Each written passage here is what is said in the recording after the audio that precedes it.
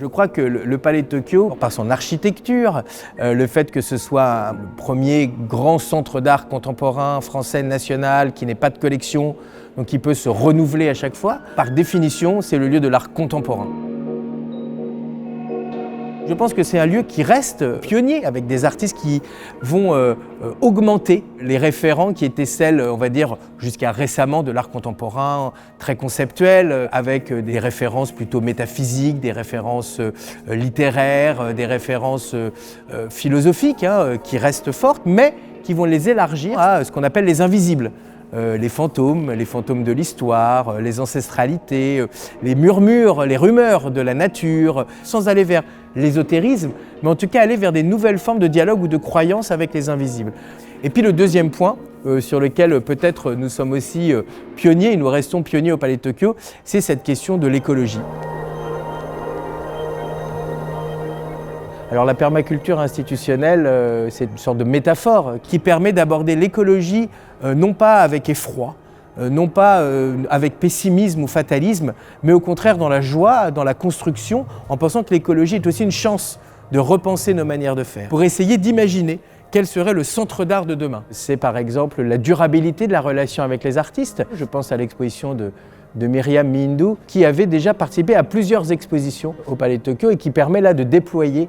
son travail de manière plus ample qu'elle l'avait fait. Et je trouve que cette fidélité de la relation a quelque chose à voir aussi avec la durabilité en écologie. D'autres sujets, évidemment, sont très liés, comme par exemple cette question des ancestralités, qui est le sujet de la saison, à savoir comment on peut dialoguer avec des ancêtres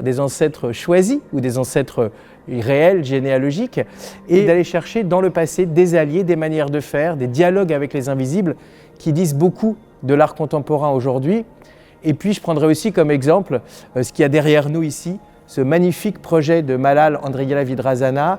qui est, je crois, un bon exemple d'un projet, on va dire, à la fois immersif, à la fois spectaculaire, qui épouse cette architecture magnifique de la grande verrière du Palais de Tokyo, avec, je dirais, une économie de moyens, malgré son caractère, je disais, immersif et spectaculaire.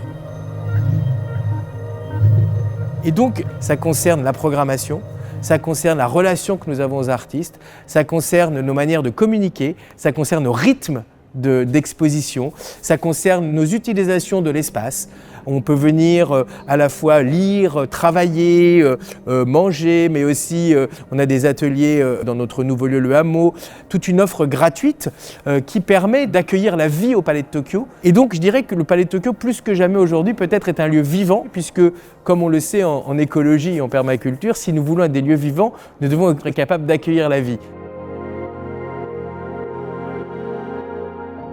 En 2025, nous aurons une saison autour de la question de la joie. Comment on construit ensemble la joie comme une force collective. Avec des expositions, il y aura de la participation